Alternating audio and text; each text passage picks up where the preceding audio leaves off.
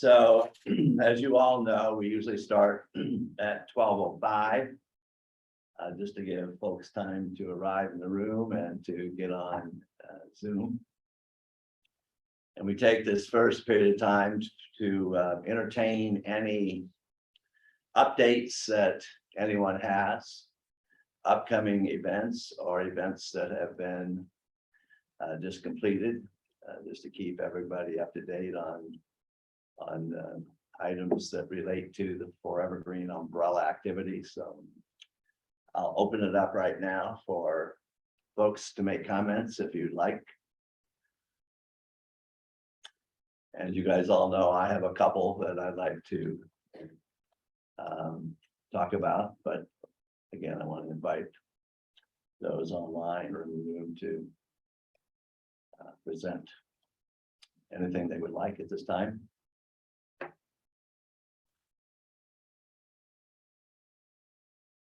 There was a chat that I think Elizabeth put in the chat, Don, that the owl worked well. So, All right, good. hopefully that keeps up. Very good.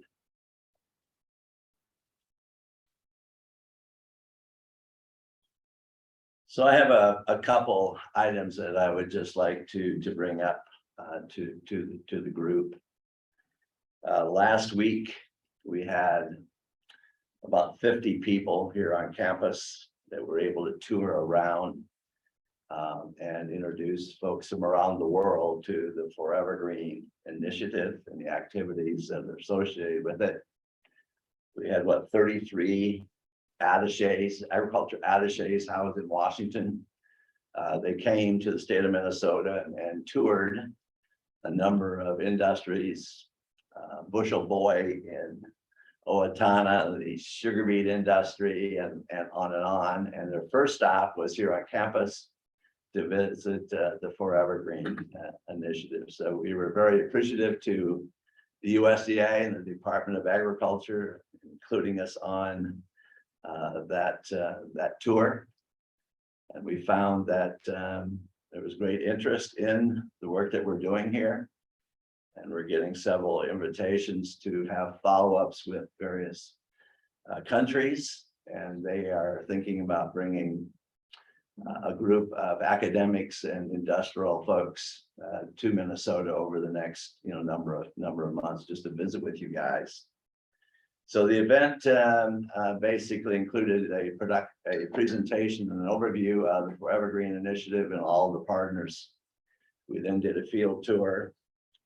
And then we came back and Beth Dooley prepared a dinner for them in the Cargill building. And it went, as you all know, and Beth's in charge. Things go really, really well and are also very, very tasty. So it was overall just a great event. I just want to make sure that not everyone was able to participate in it, but I want you to know that these are the types of things that are going on behalf of your work that is being highlighted not only locally, nationally, but now internationally as well.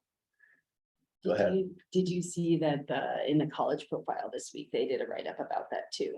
Okay, so just as saying that there's a write-up on it in the CFANS, on the CFANS website. Yeah. Yeah. And it was in the weekly newsletter. I can throw the link in. I'm on Zoom now, so I can put the link in chat for everyone too. All right. The other item that is coming up earlier in the summer, after the legislative session was over, there was a legislative presentation on Forever Green at the Albert Lee Seat House, where about 50 people showed up, a number of legislators, and basically a celebration of the support from both sides of the aisle and moving the funding for Forever Green forward through the legislative process. And there'll be a second meeting out at Purus in Dawson, Minnesota, and that will be occurring next on the 6th of October. That's either Wednesday or Thursday. Right? So there'll be a group of us going out to meet with a group of legislators at the Purus facility to review the impact, the potential impact of the Forever Green initiative and the crops that are being developed as they work into components of the rotation and thinking about how all of these crops fit into new cropping systems for the state of Minnesota, and looking at the investment that Pierce and Cargill made at Dawson to process protein for food products. And also then think about how the Forever Green Initiative, maybe the oilseed crops would fit into the rotations with winter pea and spring pea in various regions of Minnesota and the Midwest. So those are the two updates that I had for you today. And just wanted to take time each week to give you an update and things that I know, but we'd also invite, again, those of you online to give updates on what you're aware of as well. That would be of interest to the group.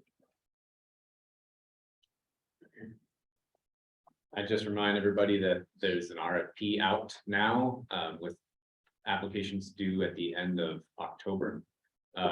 And my list of people I sent it to probably isn't perfect. So if you haven't gotten that and you'd like to see it, just email me. Happy to send it around, and I might send it out to the whole Forever Green list as well. But I need some intel on just how extensive that list is. So I'll talk to Don. We'll figure it out. But if you need anything in the meantime, feel free to email me. And the college office will be announcing it as well. Yeah. And that weekly update of funding opportunities. I think it's released every Monday. Something like that. Katie.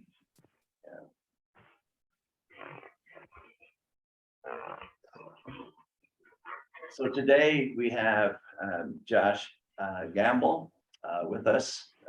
Josh is a USDA scientist, but he's been captured by this campus for a number of years.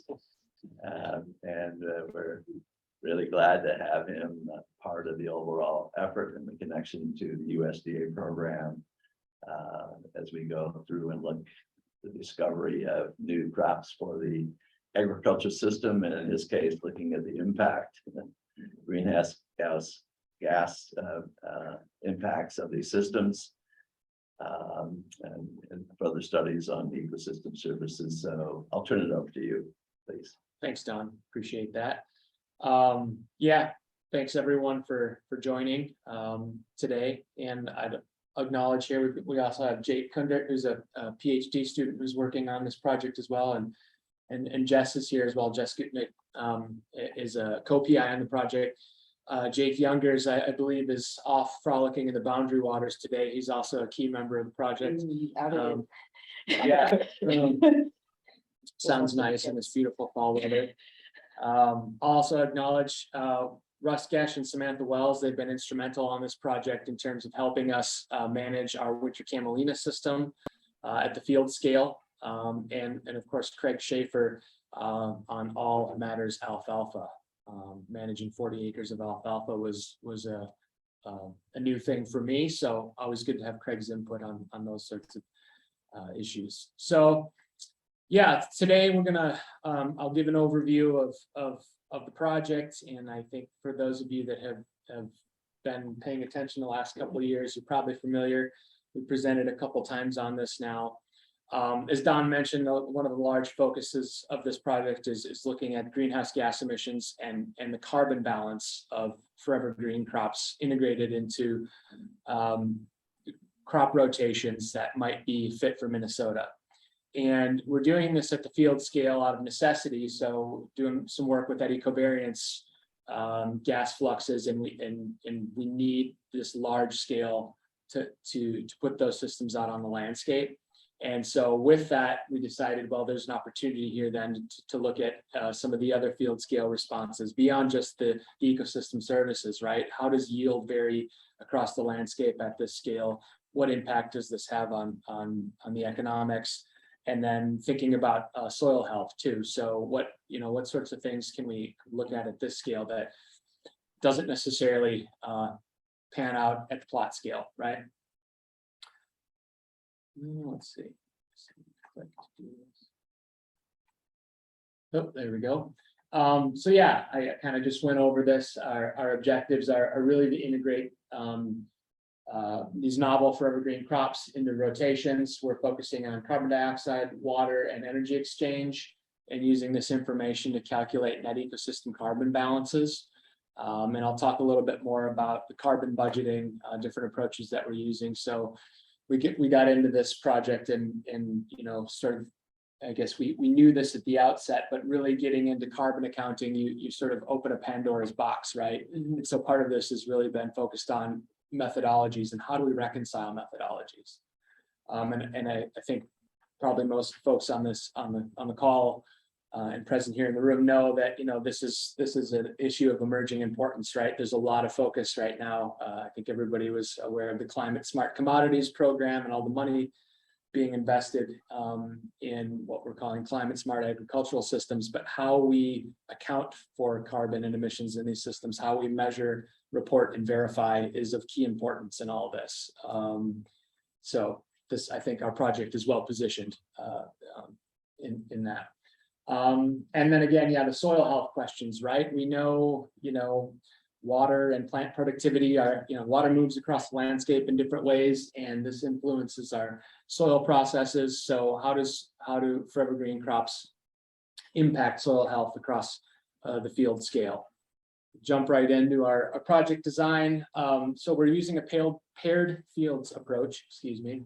Our one field we're sort of conceptualizing as our annual intensification for continuous living cover, right? So in this system, we're focusing on integrating winter annuals into summer annual forage and grain system. And so to this point, we started with the silage corn crop, followed by winter camelina into a soybean double crop the next year. And I'll talk a bit more about that. 2021, of course, was an interesting year. So we'll talk a little bit about yield and economics from that year, followed by spring wheat in 2022. And again, we actually just seeded some winter camelina in early September, and we're hoping to relay that into soybean next year. And then you see there's some question marks going beyond. So the current project goes through 2024. We've got a second round of funding to support this, which I'll talk a little bit more about. That'll provide us the 2 additional years to 2026 to help further refine our carbon budgets, constrain our air estimates. And so there's still, the idea with the first system was really to be adaptive. So we're working with folks and trying to develop what that system is going to look like. What's the current best practice, or what's the current thinking on how we're going to integrate winter annuals into our production systems. The second system is our perennial continuous living cover system. And that was in alfalfa for the first 3 years of the study. The alfalfa was terminated just this late August, and we seeded that field to Kernza in early September. And in both cases right now, we're just crossing our fingers and hoping for rain because the timing so far hasn't worked out very well in terms of precipitation. But then the idea is for the next 3 years, that field will be in Kernza. Most likely for dual use, we'll be looking at both forage and grain harvest off that system. And those are the 2 fields we're working with. The initial conceptualization of this project also included some benchmarking. So utilizing the AmeriFlux network, where we've got conventional corn and soybean rotation flux data, as well as prairie system. So we've got sort of an agronomic benchmark for carbon balance and an ecological benchmark against which we can compare these forever green systems. Are you guys measuring nitrogen in the system? Yeah. So, well, what do you mean by nitrogen? Nitrogen flux in the system. Yes. So we're getting nitrous oxide flux with our gas met chamber-based data. So the eddy flux system, the main tower, we do not get nitrous oxide. We don't have a laser for nitrous oxide flux on the main tower. We're gonna get it right. But what trying? Those aren't cheap, but yes. It's a cost factor. Is that what it is? Yeah. You have to put a whole new you have to put a whole new sensor on the tower and optimize for it, but more than. Well, maybe. I mean, cost and expertise too. So Yes. nitrous oxide is a different ballgame too. So, Sure. but yeah, certainly bringing some additional folks onto the project and bringing some new equipment on would be nice. Fun fact about the weather, I heard this morning that this is officially the driest September on record in Minnesota. No, It was a fun year to transition. a little less than a quarter of an inch. Yeah, we're like more than 2 inches under average. It's nuts. Yeah. Yeah, this is the difficulty with doing things at the field scale too, right? I mean, we're always at the mercy, even at the small plant scale, but Yeah, in yeah. those cases, we can sometimes irrigate our way out of it, but Right. not so much Yeah. here. That's So what's also great about it, is that it's the real, It's the real deal. yeah. So these are the two fields we're working with down at Rosemont, field V8. That's our annual intensification field. So that field was actually an alfalfa and orchard grass prior to coming onto this project. Field I-10, we've got a 40-acre subset of that field that was in corn prior to planting alfalfa. So in each case, actually, we had a contrasting system as the previous land use, which is actually kind of nice. As there actually weren't many options at Rosemont when you're looking for 30 to 40 acre size fields.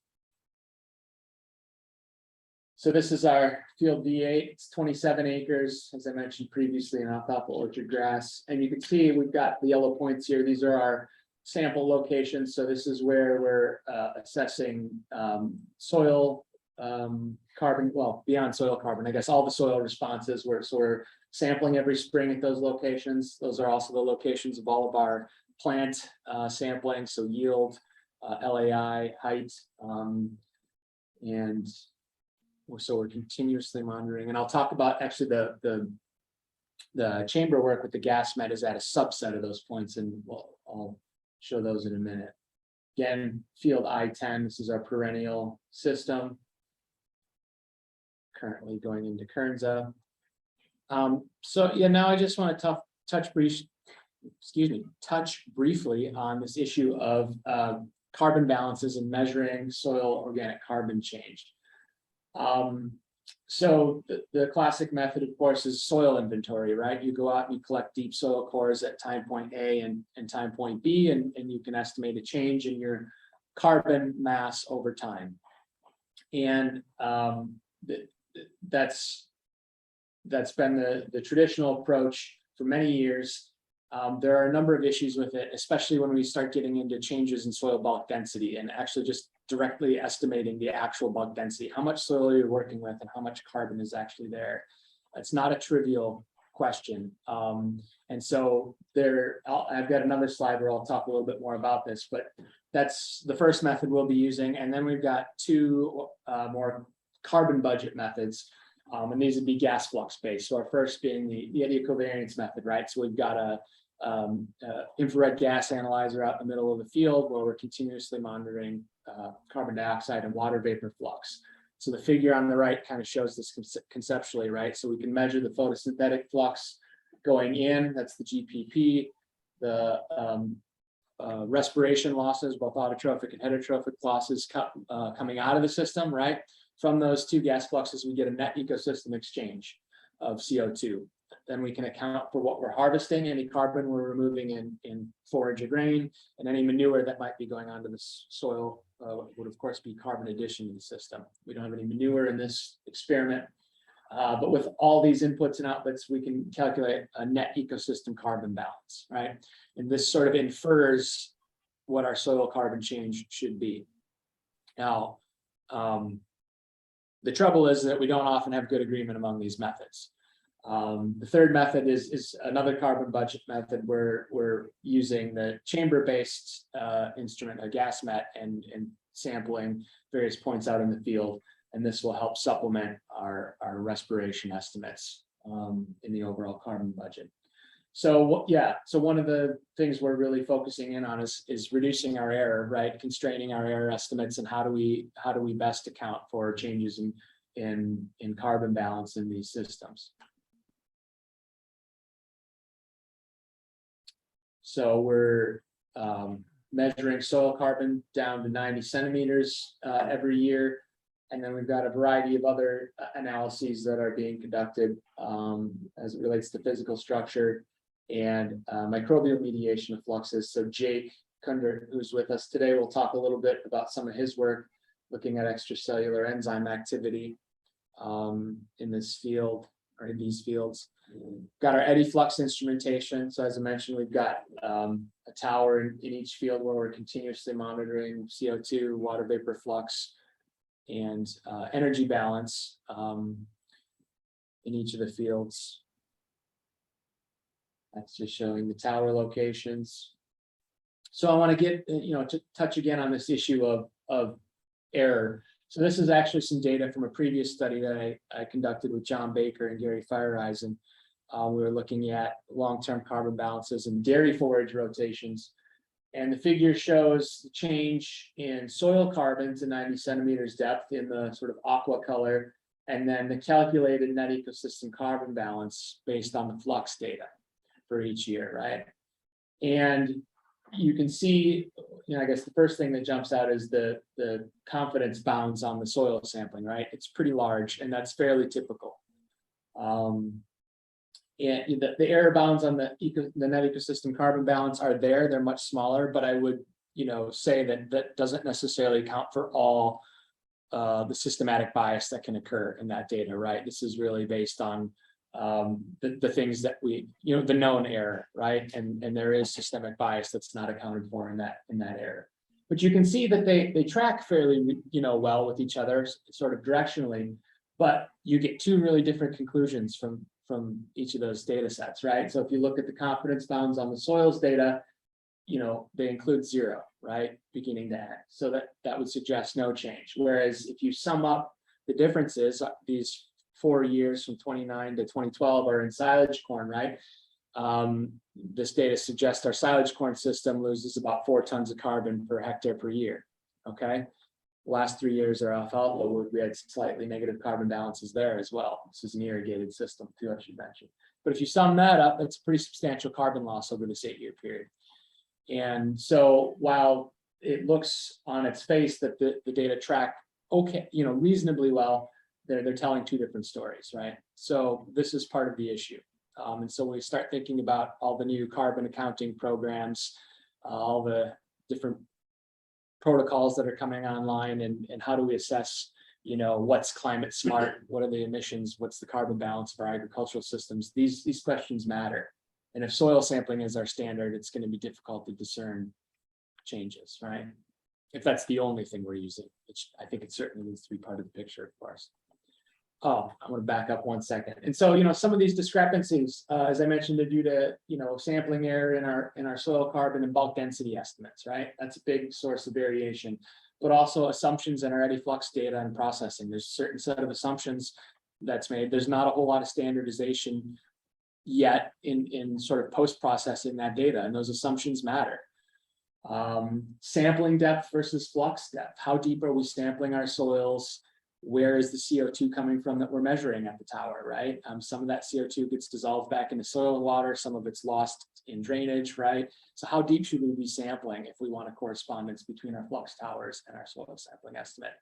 And then likewise, the flux footprint, right? What portion of the area of the field is that tower seeing, or picking up the CO2 signal from versus where we're sampling? And this figure here kind of shows this in action. This shows for our V8 field in the growing season of 2020, what our flux footprint climatology was. So the red rings here represent the inner ring being the 70%, middle being 80%, and the large outer red ring being the 90% flux footprint. So 90% of our fluxes during the growing season came from within that ring. So as we think about now that correspondence to our soil samples, we can start to say, well, some of these samples might be less important in this overall carbon balance, or maybe we need to be thinking about some area weighting of these samples to get a closer correspondence between these estimates. And so already the data we're collecting, I think, has been informative, and this is the sort of thing I think we need to really dive into as we get a more complete data set, right? And start piecing together the carbon budgets. Josh, what's the scale on the right, and does the fact that there's that really bright bullseye suggest that those inner 4 samples are kind of artifact? There's some artifacts going on that are so different than the rest of the field, or am I misreading this? So the color bar is the CO2 flux intensity. So that is suggesting that so those darker spots is suggesting that most of the flux is coming from a highly concentrated area in the middle of the field, closely corresponding to those four sampling. So those are actually the most important for. Those are the most important. Yeah, Yeah, it's kind of the footprint. So that's, right. Yeah. Yeah, so it's like 70% of it comes from this ring, but I could put a smaller concentric ring in there to figure out what that is, but it's probably 40 to 50% is coming Okay. from like right there. Makes sense. It's Okay. a challenge though, because then, you can't manage, we have to hand plant around the tower because the equipment can only get so close. And so there's some issues there too, right, that you've got to deal with. We do the best we can. Galen does a great job trying to get consistent canopy across right up to the tower, but that's one of the other sources of uncertainty that we introduce just by being there and managing it, right? Do you need more towers? Well, I'm not gonna say no. Yes, I mean, we're, I think- I don't mean, I'm just Yeah. saying from a scientific perspective. Do you, in this type of work, do you need more? Do you need to increase the intensity of the towers? yeah, so one of the challenges with this sort of work is lack of replication, right? And so the way we get replication is through time. So we did a winter camelina, trial there with the double crop. We're gonna do it again this winter, into next year, and that's gonna give us another site year. So that's how we replicate. So yeah, the more towers we have, the more we could get replication, and it'd be nice to have, like if we're doing a winter camelina trial, it's like we've got two fields at two different locations going in the same year, or even at the same, in close proximity to each other as well. Both would be valuable, right? So we can get that spatial replication, not just temporal replication. Yeah. And I'm actually looking at doing some similar work with a couple other towers with alfalfa right now. We're looking at different termination and establishment strategies where we're going to be more mobile, not necessarily sticking to the same fields, but like moving around to different producers' fields to capture certain events at certain times to get some of that replication as well. So that's another approach that we're playing around with. But equipment cost and availability and technical support to run them is a concern. How big of an issue is data management? It's not too terrible on the front end. It's fairly automated right now. We've got, cellular signal, and we can download all the data here. Really, the intensive part, as Jake is finding out, is the post-processing and quality control after the fact. It's a lot of data to handle and manage, and so But that's really what I was referring to. Yeah, no, Not capturing it, but. post-processing and analyzing it. That's Yeah, right. post-processing is pretty intensive. Yeah. And it takes a lot of time and a lot of brain power. So, Yeah, and the capturing part, like you were describing, Yeah. the technical like someone to take care of the towers isn't inconsequential either. Like you're saying that, Galen is taking a lot of effort. Josh's technician is taking a lot of effort to make sure the canopy is really even across this, but yeah, I mean, you need a full-time technician, yeah. even for these two towers, and Yeah. yeah. He could probably handle, a few more towers, but it depends where they're at. If we're trying to get spatial representation across Minnesota, it gets to be a lot of running, and, there's a lot of sensor cleaning and maintenance that needs to be done. So the technical support isn't trivial either. Yeah. So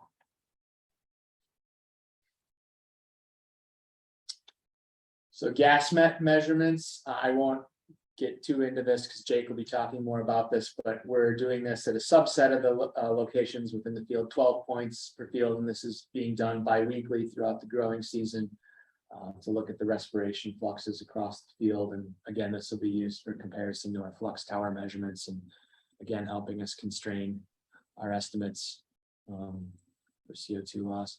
And then I just wanted to put this together just as a quick summary. I know there's a lot of information here, but really just to highlight all the data we're collecting and to say that, we're 3 years into what was originally proposed as a 4-year project. We've now extended this out to 6 years, and but we're getting to this point. Jake's doing a lot of really great work right now, post-processing our eddy covariance data, the gas mat static chamber data, the soil health measures. We've been diving into the soil carbon data a little bit as well. And so, it's fun. We're kind of bringing a little bit of this together for some analysis, which will show at least some preliminary data today. But getting to the point where we're thinking about, more in-depth analysis and what the first few publications are going to look like coming out of this work. And So it's a pretty exciting time as far as that goes. I did want to briefly mention the new addition to the project as well, and this was on last year's call for proposals, and really the motivation for this was again to get 2 additional years, extend this carbon balance work out for a couple more years, and give us that replication through time, but give us more opportunities to repeat what we've done or potentially try some new things out in those fields, but then also to bring some new components. So we're working with Dr. C. Yang and the Department of Products and Biosystems Engineering. So she does a lot of work with drone remote sensing and hyperspectral imaging. And so we'll be looking at spatial and temporal variability and Kernza harvest maturity next year, and looking at whether or not we can, C's group can use some hyperspectral indices to help us optimize our harvest timing. So thinking about what spectral indices might correlate well with whether it's seed moisture or seed color. One of the big issues I think with emerging in new crops is this variability, at least according to Jake, when we talk about Kernza, Jake Jungers, this variability across the field in harvest maturity can be substantial, and going out and collecting enough representative samples to assess your field is a lot of work, right? I mean, you've got to run moisture on it, wait a couple days, right? So if we can speed that process up, perhaps we can help improve quality of the post-harvest product, right? So this is that first objective is an attempt to work with C. Yang's group and really optimize our harvest timing.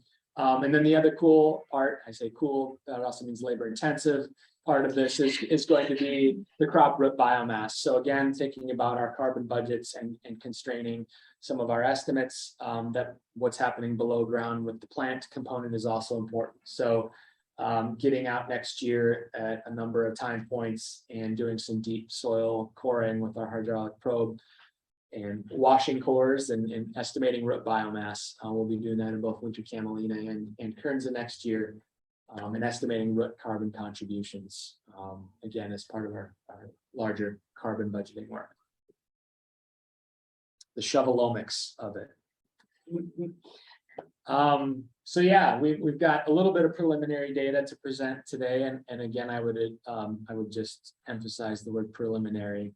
So don't take me to task too much on anything, hopefully, or Jake. So I'll take responsibility. well, this one we can pin on Jake Jungers, who's currently in the boundary waters. So any questions you have, any deep questions anyway about this can be directed to Jake. So he took some time this last week to take a look at our yield estimates from 2021 and put together this information, basically farm gate budget. These are generalized gross inputs from FinBin. And then also Colin contributed some information about the camelina crop value and maybe a few other pieces that he and Jake were chatting about. But again, sort of generalized gross inputs from FinBin. We look at the yield. So we had a 3.8 tons per acre alfalfa yield last year. That was primarily from the first cut. We got 3 cuts last year, and as I think everybody remembers, it got quite dry. So our yield dwindled quite a bit. Not a bad yield considering the drought, but it would have been really nice to get a couple more tons. You see, we had pretty good net return per acre. Although I think I realized we do need to include one thing we didn't get on the inputs was we had an extra spraying for leafhoppers, which will reduce that net return a little bit. But I think the real interesting piece here is looking at then the winter camelina and the soybean double crop following. For those of you that were on the presentation last year, you probably remember the discussion about yield losses, harvest losses with the camelina, which was pretty substantial, and I think was a learning experience for both us and the research station staff, Jerry and the crew down there. The yield number we have there is like the theoretical maximum. That's our hand harvest yield, just for illustration's sake here. And you can see our net return was $220 per acre at a little over 1,100 pounds per acre yield. And then our soybean double crop. Well, it's no surprise that if you plant your soybeans in July and then you have a drought, that your yield is going to suffer quite a bit. So we only got a little over 24 bushels per acre last year on that double crop. And that's why you're going back to the relay. Right, yeah, and so I should back up and say too, the reason we went with the double crop was really.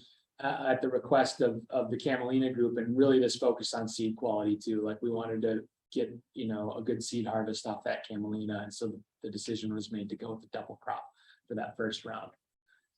Tell them what that means. Why do you want the seed crop? Well, it was gonna be used for scaling, right, so that, as I understood, the seed was gonna be used for some of the field scale pilots, out in western Minnesota, and So it's Yeah. bulking up seed. It Bulking became up. part of this experiment. yeah, seed Yeah. has served as a seed increase, right? That's why the focus was on Camelina and not on the system that I think everyone agrees. Right, Is right. Yeah. So there's a relay system that is now in your system. we will, yeah, Yeah, right. that's the intention, is to relay. But it, Next year. but it was a great experiment. Well, What right, I mean- happens when you plant soybeans in July and still try to plant something after the Right. Catalina also? That's, yeah, So if we integrate that information, we can see, that double crop, we don't. Total a net return of $417 per acre. So I compared this, so the mean yield in Dakota County last year, which surprisingly to me was almost 55 bushels. Given how dry it was, but that's what NASA's reporting. And you can see that the net return would be about 557, so we didn't quite make that net return. But I calculate that you need about 37 bushels per acre out of the double crop or relay soybean last year. To break even with the monoculture soybean in Dakota County under those conditions. So, Josh, there's a question from Colin about whether these net returns include average county land rental rate. average, I don't believe they do. Sounds like Jake might be the person to ask. Jake would be the person to ask. And again, this is a first sort of blush at this, like FinBin data, real quick and dirty. We have a lot of really great management data from the station staff at Rosemont in terms of number of tillage passes and all the chemical management that we will integrate into more detailed budgets in the future. And it sounds like we should talk to Colin here a little bit more about including the rental rates and being sure we're all encompassing too, so. yeah, the goal of this was just to throw some numbers. Yeah. And to show what those soybean yields were. So these acres were owned, not rented, Colin, maybe is the. I don't know, we paid a pretty penny for these Yeah, acres, well. actually. I didn't include that. $75 Yeah, yeah. rental rate that we We pay. do our own net return after. You don't do net returns on research projects. So how do you quantify the value, Jeff? Yeah. So again, very, very coarse first glance, really just looking at the, this function of our yields, right? Also got into some preliminary soil carbon analysis here. And couple interesting things that emerged. So we now have, three years of data. We're sampling each spring. So those 2022 samples would have happened this spring before the growing season. So in I-10, we basically captured, from before we started the experiment through 2 years of alfalfa, and then in V8, and we've captured, a year of silage corn, a winter camelina, and then soybean double crop. And actually, it's surprisingly similar trends in both fields. We had what amounted to a 0.2% increase, or 2 grams per kilogram increase in the top 0 to 15 centimeters in both fields. And I ran a couple linear mixed models for the slope of that top line, and they were significant. Although I would avoid interpreting that with caution. We tend to see in longer term data sets that things bounce around quite a bit year to year. But in any case, that's at least not showing great losses. Again, these are just concentrations though, so we haven't gotten into actually calculating the stocks with this data yet. I think the other interesting thing to note from this is that if we look at the deeper profiles, we actually have higher starting soil carbon percentages in V8. So this would be the field that was coming out of alfalfa. If we look at this 15 to 30, I think my cursor doesn't show up, does it? The 15 to 30 line and the 60 to 90, that's higher starting values in field V8. So, perhaps related to previous land use, right? So. I think that just sort of highlights the fact that you can't just take a year or two of data and focus on what you've got there. You really need to be thinking long-term about the systems, right? Previous land management matters. Long-term cropping systems matter. We can't take a number for an individual crop in a vacuum and run with it. With that, I will turn it over to Jake. Want to just switch seats? Sure. Okay. I don't want to interrupt you, Jake. There's just a couple other questions. Yeah. Well, who asked where we would get the price for winter pennycress seeds? My understanding is that the price for the winter camelina seed was from Colin Puritan, who's involved in our commercialization efforts and has a sense of what Yes. the price might be. I don't know what, if Colin would also have a sense for pennycress, they're probably similar, maybe not exactly the same. But Bo, if you wanted to reach out to Colin, I think he'd be a good person to ask. Or Colin, if you're on and want to just unmute yourself, you could address that. So let's see, Colin, I'll give you a second to unmute if you want to. Sure. The camelina numbers were based on a range observed in camelina contracts offered by camelina companies over the last 5 years or so. They're often tied to, they're like indexed to soybeans, so they're high right now. I actually used a lower than the absolute high observed, just to be a little more conservative about a eventual reduction.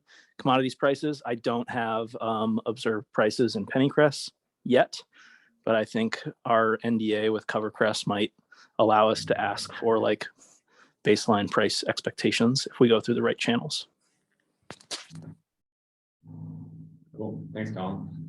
The other question, which I think segues nicely into what Jake's going to talk about, is from Tyler Carlson. How important is it to incorporate monitoring of methane and nitrous oxide gases at the field scale from a climate perspective? Is it possible or likely that carbon, methane, nitrous oxide gas flux or balance are linked? So big picture one, I don't know if you want to take it now or wait till the end to talk about that. Take it now. Sure. Wanna Yeah, I can. crack it? Yeah, I can. And then if you two have something to say too. Yeah. Well, the CO2 is obvious, right? And that's what everything that Josh was talking about. The methane, I'm not sure. I think that the big conversation around methane is more about manure management and animal agriculture management. There's a little bit less importance in the fields, and then nitrous oxide is kind of both, like from a global perspective. And so the kind of manure and animal agriculture related nitrous oxide emissions is definitely a piece of the puzzle, but the nitrous oxide is the thing that's a lot more important in these systems too. And this evidence that was coming out of especially Tim Griffiths's group here on campus and some other groups showing that what potentially could be really powerful, especially the Kernza, where we know that it cleans the nitrate out, is that this idea basically that if you're not using nitrogen well, it's going to go both into the water and into the atmosphere.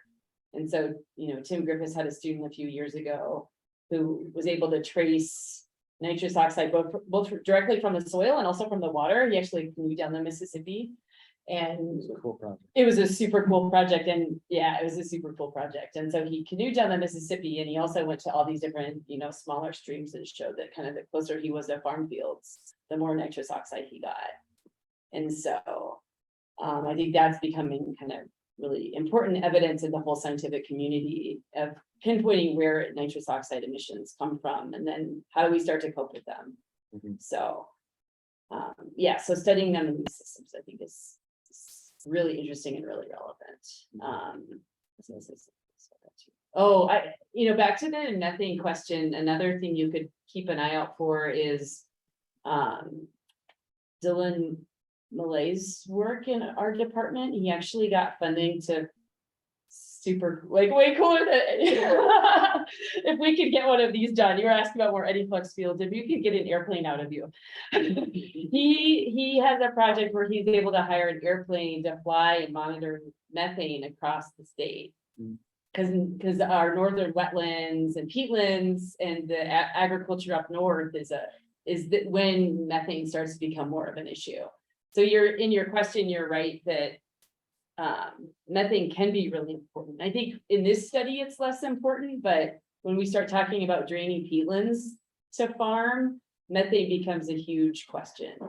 So, yes, and Dylan in my department is monitoring that across the state with his little his beer pong. Super fancy.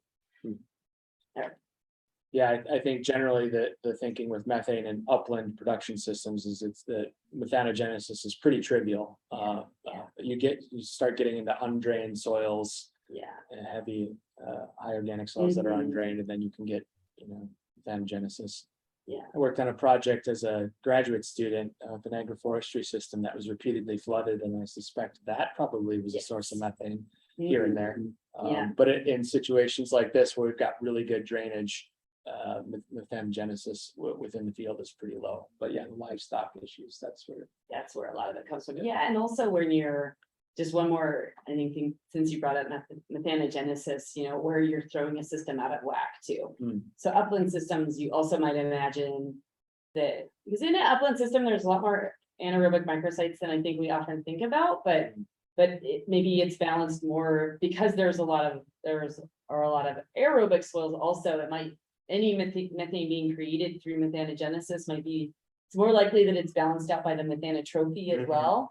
Whereas in a system that traditionally is always wet, like why would the methanotropes who are eating that methane invest in making a living there if they're not going to make a living?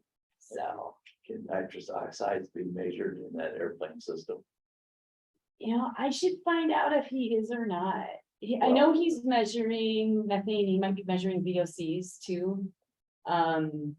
He's an atmospheric chemist by training. I do not know if he's measuring nitrous oxide or not. Have to do a pass over that. Yeah. I think even the funding for the passes is not trivial. This was, I believe this is a big NSF project, I'm not yeah. thinking about that, but terms is that another method? Yeah. Well, and back to Steve's work too, like what can you attach to a drone also? Right. Might be a thought process we could go through. Yeah, Mhm. I'll look up, I'll find out for you more about what Dylan is measuring. I think it's doing nitrous oxide. I'd be surprised if he's not. Yeah. Cause he's You think- doing, I mean, he can't Yeah, even, I think yeah, he is, yeah. like he can't even, the only time he has even really gone into the plane is mostly for photo ops because the whole thing is just packed with instrumentation. Yeah. So, yeah. All right, we should let Jake. Sure. Okay, hey everybody, I'm Jake Kundert. I'm a second year PhD student in the Soil, Water and Climate Department. And I'm gonna talk through some data of things I've been working on for the past little more than a year on this project. Staying within the story of carbon, so looking at CO2 emissions with this chamber-based approach using the gas met, and then some carbon decomposition enzyme data, which I'll get into next. So I wanted to put up this picture so you all can see our sophisticated transport system for our equipment here. We've since upgraded to a new and an improved Stroller. stroller, but it's still a baby stroller. But it works great. The gas met is the yellow kind of suitcase looking thing sitting in the main carriage area there. The laptop fits nicely where your baby's feet would go. And then the chamber sits on the ground, but then that can kind of just sit on top and move around the field. And so as Josh mentioned, these are 30 and 40 acre fields. So it's nice to have this kind of mobile unit to go around and hit each plot, each chamber location when I go out and sample. So this, I'm going to go through first are a couple slides of just how this all works. I think some of you might be familiar with these slides already. I think Jake and Jess and maybe Josh too have showed these slides once or twice, but just to kind of go back through the process of how this approach and how this gas met tool is actually helping us understand CO2 and gas fluxes from soil respiration. So the yellow box is the gas met in this cartoon here.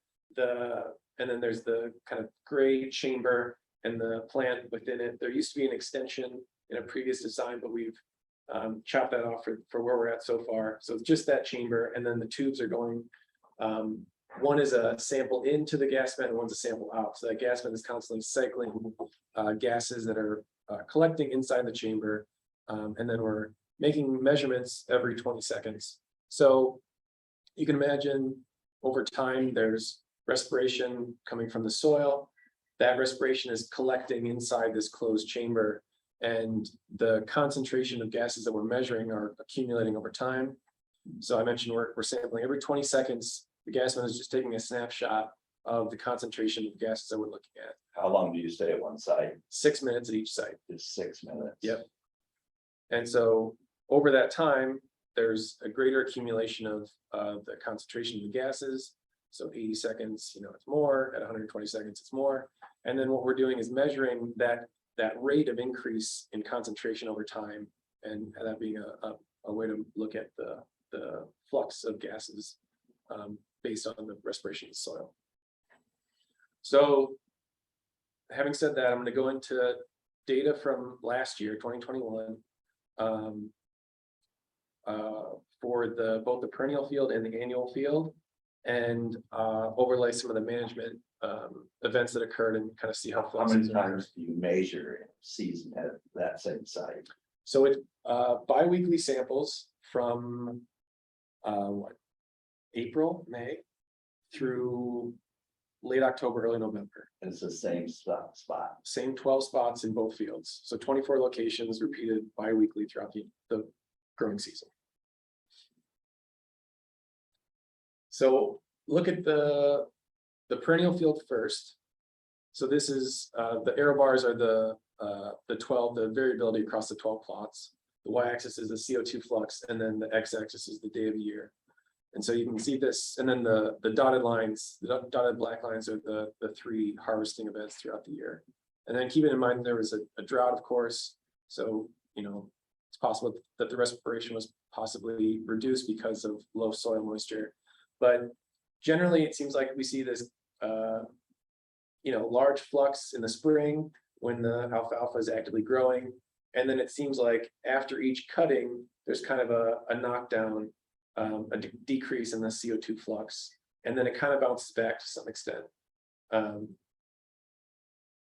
And that kind of, we've had some discussions about what exactly that might mean. But right now we're kind of just looking at it how it is. Mhm. So then this is the annual field, and a reminder, this was camelina in the spring, and then the camelina was harvested, and then the soybeans were planted next. And so the axes are the same, but the scale is different on the y-axis. If we were to compare these, compare the two fields, the peak in the spring of the alfalfa is something around 25. And here it drops down to something like 17 is the peak in the spring. And we see these two kind of larger areas of fluxes around presumably the points of high biological activity of the growing camelina and the growing soybeans. And then as they senesce, that flux decreases to a point when they're harvested, it's at its lowest, and then as the soybeans start to grow again, those are actively, the flux is increasing again, and then the senescence occurs again. And so you can kind of see those two crops through the respiration. So that's the gas vent data, and what I'm going to hop into next is the enzyme data.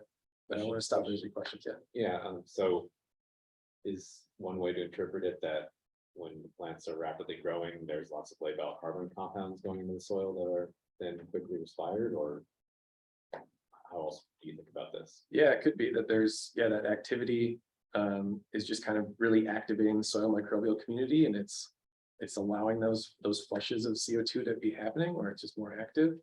We were also talking yesterday about whether just the the canopy of the foliage is helping maintain cooler conditions in the soil or more moisture, and that itself is maybe activating more respiration. I don't know if you have thoughts about potential reasons. Yeah, I think those are the big ones. Yeah. So the unit is only in contact with the soil. There's no plants underneath your device. There are plants under the device as well. Xylotrophic too. Yeah. All right, Right. so that's the other. Everything thing. coming out, yeah. It's not just soil respiration, it's also the damn plants, Yeah. right? So Yeah, is there any way of sorting that Yeah. out? well, that's why we call it soil respiration too, because it's autotrophic and heterotrophic. Yeah. But it would be nice to be able to Achieve them. Mhm. tease that Yeah. out, right? Yeah, In the context of carbon storage. yeah, it's interesting, is there's actually a review out recently and the goal of the review was deep carbon storage, but yeah, like the role of root respiration and all of this, but yeah, I So I'm don't, just saying that data Yeah. set could be really misleading. Yep. Right, yeah, but if it's root respiration, that's still carbon leaving the system. no, but in terms of figuring out where it's coming from. Oh, right? sure, All yeah, I'm saying is, yeah. yeah, that's the whole idea, how stable Mhm. yes. is the carbon that's being put in the soil. Yeah. Right? And Mhm. this confuses, for me, it confuses the issue. But if you're comparing this versus the towers, they're both capturing like the aggregate of the flux off of the land surface, right? So they're at Mhm. least doing the same thing. Yeah, and I don't wanna take away from any more from, like, I've been quite chatty today, No, so. good. I don't wanna take away any more, but there are kind of a number of research avenues where we're at, getting at those questions. So, There are approaches for flux partitioning with the eddy covariance data as Yeah. well, so partitioning those. Yeah, I'd love to Mathematically. see that. yeah, so there's math also, yeah, like. Stella pays isotope labeling work. Is helping us trace the plant sources of the carbon. There were also a number of kind of both in modeling ways, so the fact that we're measuring microbial biomass, there are some. Back of the envelopes about microbial carbon use efficiency you can use to partition this out. We've done a little bit of field testing too. Carbon release versus carbon storage. Yeah. Yeah. Yeah.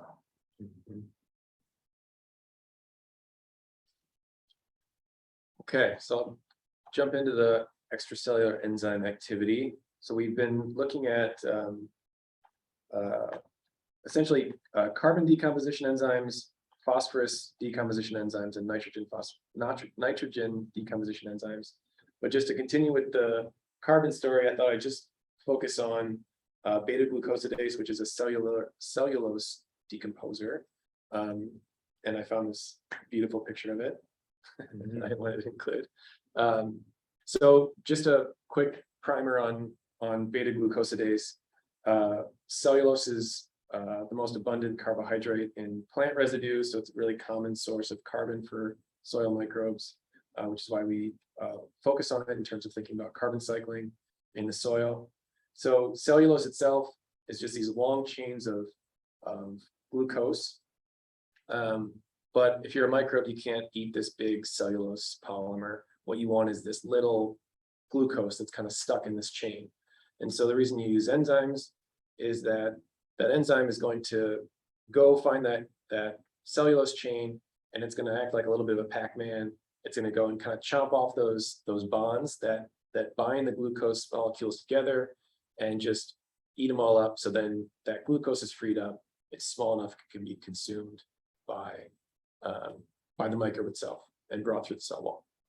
Continue with the Pac-Man. Yeah. So the next thing is I'm going to show you the 3 years of soil data with enzymes of beta glucosidase in the perennial and annual fields.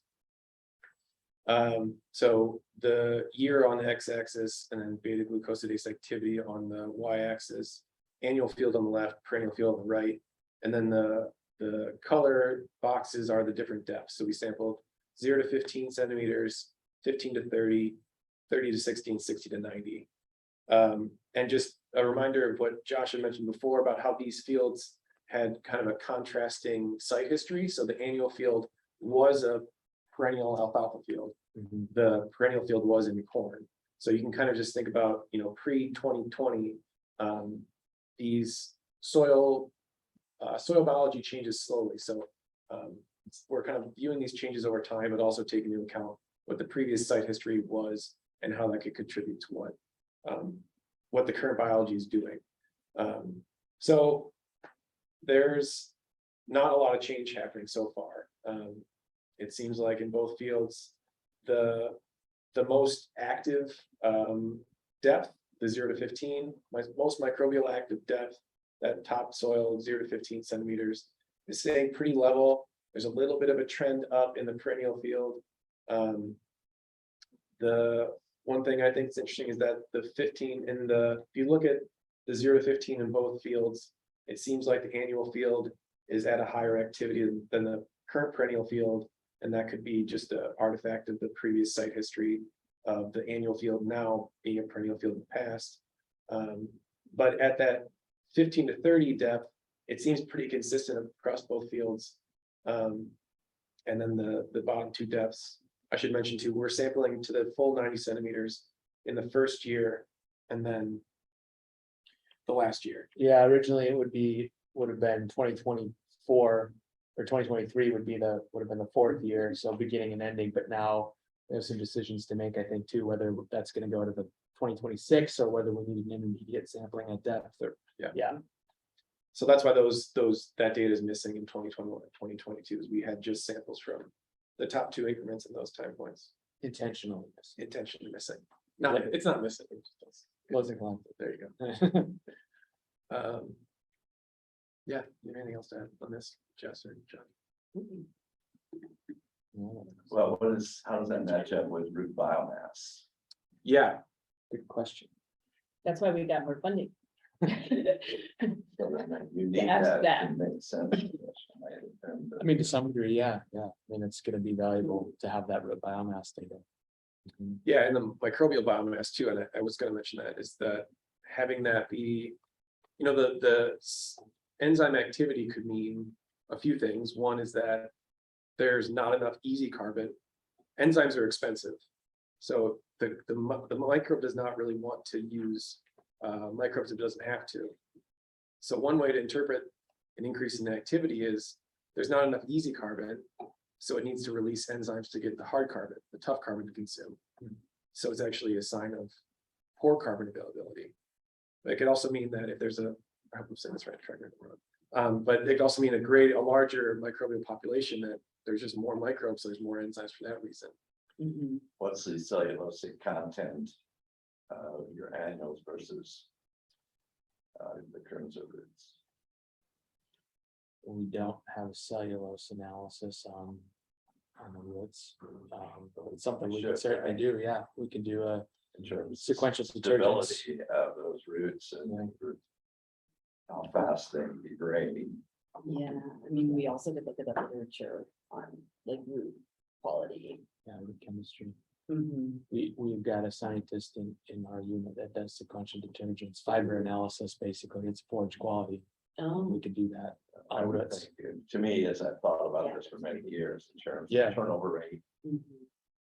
the difference between annuals and perennials, and Mm-hmm. the form, and the composition of those roots, the stability of those roots. Mhm. I think for me, it's key. Yeah. To know that. Yeah. Okay. Yeah, that's a really interesting idea, Mhm. like, right, because. Right, the forage quality, only the thing eating it isn't a cow, it's a Mhm. microbe. Exactly. Yeah, I think these things Or all have to be part of a Yeah, yeah, package of understanding. yeah, Right. I mean, yeah, They- that's, They all have to match up yeah, to put Yeah. the story together. right. yeah, and a lot of times it's. I mean, yeah. I wonder, back to some of Stella's work. Like, or a lot of your work also, like looking at the root decomposition in your growth course. Yeah, Like that could inform a lot of this too, because. Like, are they decomposing and eating roots? Or are they eating organic matter that was there before? And that's why the site history is interesting, but that's also why the forage quality is interesting, because if the roots are easier to degrade, they are gonna degrade them more rapidly. Kind of pairing that with some of your turnover studies would be super interesting. Yeah, we're doing some work in alfalfa, looking at fine root turnover, over time, so we can really estimate, the quantity and the literal I quality of think that the same material. Yeah.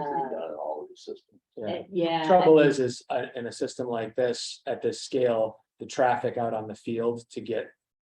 So this is actually something we need to grapple with yet for next year, is like the timing of how we're gonna sample and how we're gonna get all that material, especially, I mean, it's easy to go hand collect at 0 to 6, 6 to 12, but. Talking about deeply rooted crops, we really need that understanding to depth, and how are we gonna get that material without trampling our crop mid-season, that turnover, in some species, root turnover can be 4 to 5 times a year, so if you're only getting a standing stock, you might be underestimating the total production about 4 to 5 times, right? So, Yeah. so it's not a trivial thing, but I think you're right, it's important, and it's something we're kind of grappling with how we're gonna address in the Yeah, study, so. and I wonder if we should think about like a common. Because, we have the root ingrowth course there, or you all have it with the alfalfa, and another of Stella's chapters was 2 years of doing this in Kernza. But it'd be interesting to think about a common experiment with many of the species that we want to include on both of these systems. Yeah, so we will have that. Actually, Stella is just crunching numbers and writing up that she's hoping to defend this fall, so that's another reason that her work's like in my mind, because I'm reading it all the time now. But yeah, so we'll have some estimation of turnover in terms of with her chapter too. And on the enzyme activity front, it seems like it'd be good to go from the perennial background into both perennial and annual background into both, and just be able to disentangle that. Yeah. To the legacy. Could be a small side experiment. It all would take to understand that component. Yeah, that would be really interesting. But yeah, a struggle with the enzyme activity is right. You're like pulling it out of the soil, and it's a potential, so you're kind of flooding it and giving it all the substrate it needs. So that legacy effect could definitely be important. There are a few more questions online. Yeah. Tyler Carlson asked again, how did these measurements compare to the prairie? And I think that Tyler added that question when you were showing the enzyme activity slide, I think. And I don't think that prairie was part of that. No, so the Ameriflux prairie data will be carbon flux. We're not intensively soil sampling that site, so we don't have that comparison when it comes to soil chemistry or the biological responses. No, unfortunately. There's a couple other that I think, just since you've got your Zoom open, right? Maybe it's easier for you just to read them than for me to read them out loud. Sure. All right. Or unless you two want to. Yeah. Russ is asking about the gas net and leaving the plants in or out. So we tried this with the alfalfa, and by the end of the season, it was like, what you were like having to stuff it in. It was a total pain. But we think since it's this, show the slide again. But right, since it's this combination, we're at least in the established fields, we're probably still getting, we're hoping at least that we're still getting the same like root biomass. So yeah, it's a lot easier, Russ, if you keep the plants out. So we've tried to put our little chambers like just on the edge of the row or somewhere where we still have as much representation of the root biomass in that below ground like dynamics as we can. Sure. So that's the answer to that question. And like your camelina is going to get tall, Russ. So yeah, we might chat about this. And I've been curious to chat with you anyways about how your gas vent's been working this fall. Yeah, I've been trying to stay between rows, but the challenge after harvesting the camelina is you get a lot of volunteers, right? So you get some green between the rows of soybean. You know, we still got our sleeves between the rows of soybean. But it's, do you keep those volunteers out or do you leave them there? You know, maybe a farmer would come back and spray that and kill it, but it's winter camelina, so it just sits there in a rosette. So actually, it's been helping us to suppress weeds. So we've just left it there. But we try to keep it out of the sleeve. Yeah. To Do measure. you have us? Yeah, so I forget, did you end up going with the same chambers as us, or did you end up going with a different chamber? Well, I went with the different chamber design. I went with PVC sleeves, just so we could, Oh. so we could stay between the rows and, Yeah, yeah, Yeah. and we've got, I think is it two or three, two maybe sampling sites in each plot, and then it's replicated 4 times. yeah, that makes sense. Yeah, and ours is, what we often do, since ours is kind of narrow, is that we run it along the length of a row. But it kind of depends on the research question. So, I mean, it sounds like you're doing, it sounds like if they're staying in rosettes and they're not in your way, then you can fit that into the management system. It seems like, yeah, it seems like you're doing it about as best as you can. Okay. Yeah, Yeah. back in the day, a long time ago, we used to use, you know, a chamber that was, you know, that solar radiation, it was clear plastic. You know, you've got some factor there, some of the radiation doesn't get through. But then we'd measure photosynthesis, covered up, measure respiration, and then use the Lycor soil chambers to measure soil respiration. So you got it all partitioned out that way. But that's a lot of work. And we were doing that in bigger fields, but I don't know if I want to resurrect those chambers again. If that were my bailiwick and that's what I was doing, I'd maybe try that, but That was the state of the art approach in those days. yeah, Yeah. it's a lot of work. Fancy. One question I have for you guys. And then we have one more online after you too. All right, so here we go with the huge national investment in climate smart efforts, including evaluation of greenhouse gases. Right?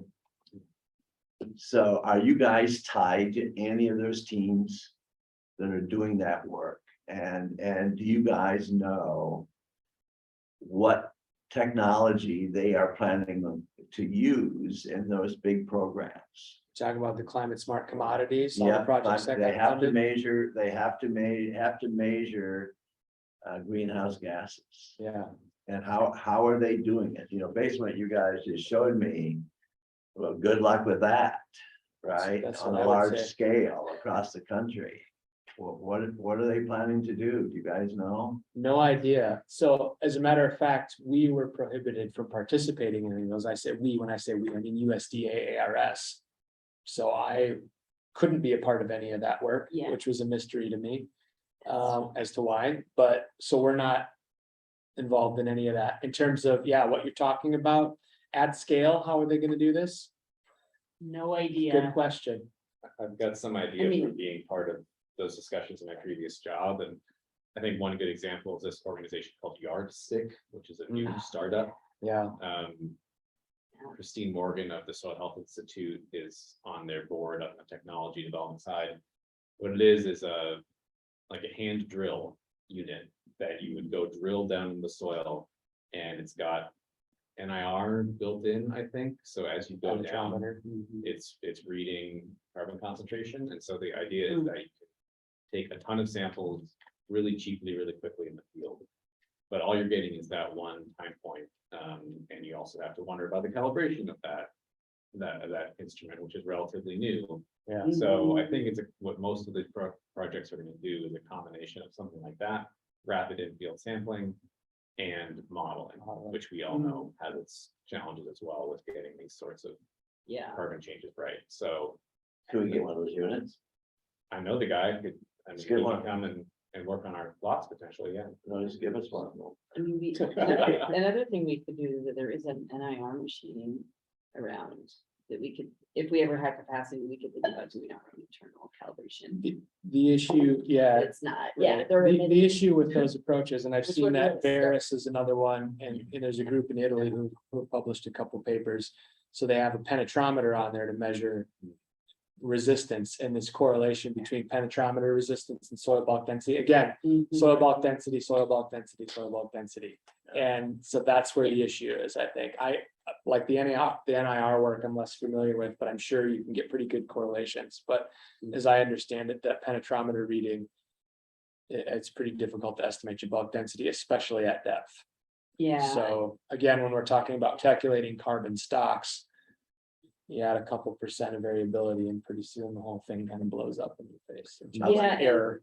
yeah, exactly. I mean, that's why Josh was only showing the percent carbon today, because going from percent carbon in a sample to stocks is a different issue. I'd like to just ask, I see Jeff Berg is still on. Jeff, do you have any comments?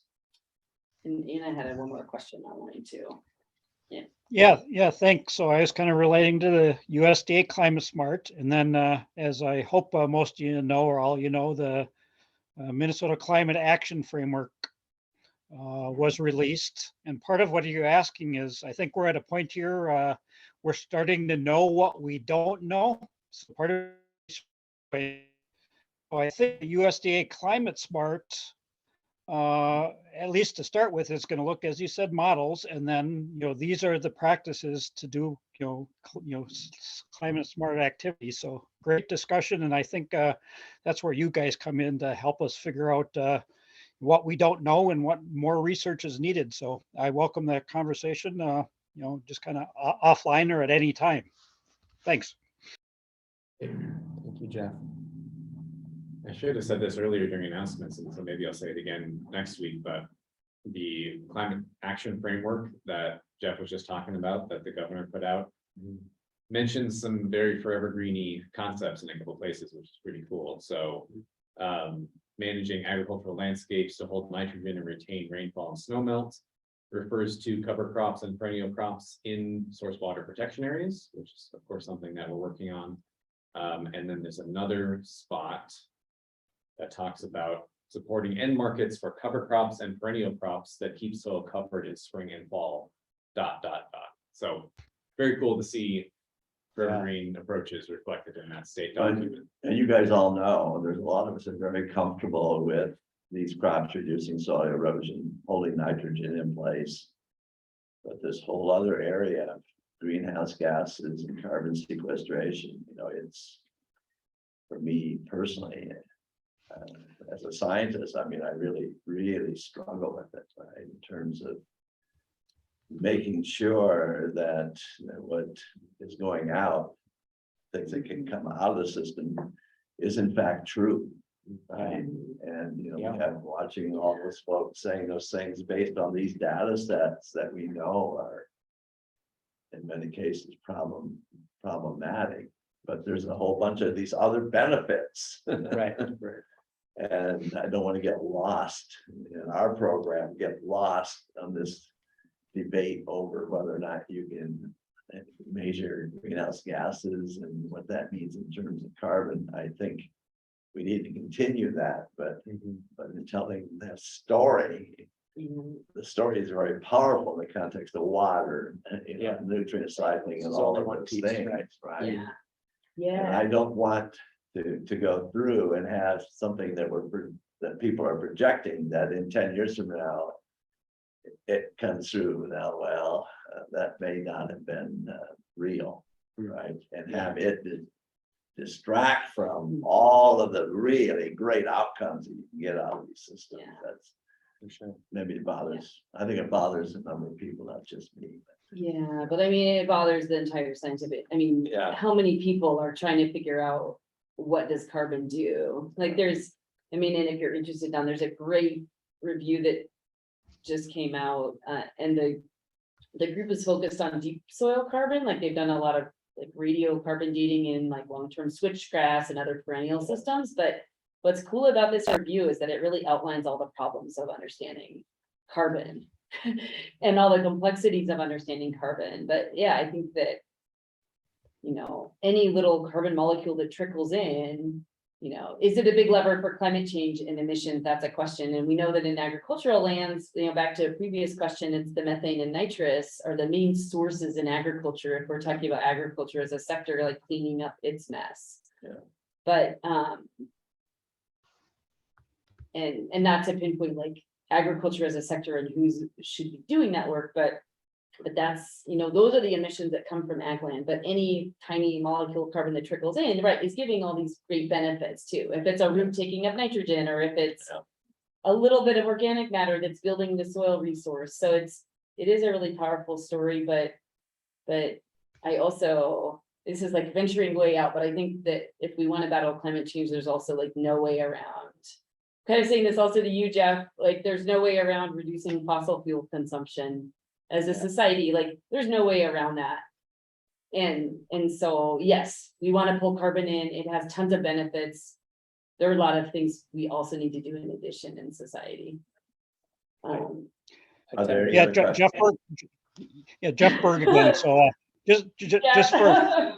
full disclosure, so I was actually one of the authors on the climate action framework, the natural and working land chapter. So it's no accident, some of the things that I think it was Mitch that was quoting are in there. But so just as you said, we keep talking carbon, as you said, it's nitrous oxide and methane. There's a big one is agriculture. So help the state out, help yourself out, as tell us what we don't know and what research is the prime need that we need. And the climate action framework, as you noted there, actually talks about new technologies and research needed so we can address climate change and get the greatest return on investment.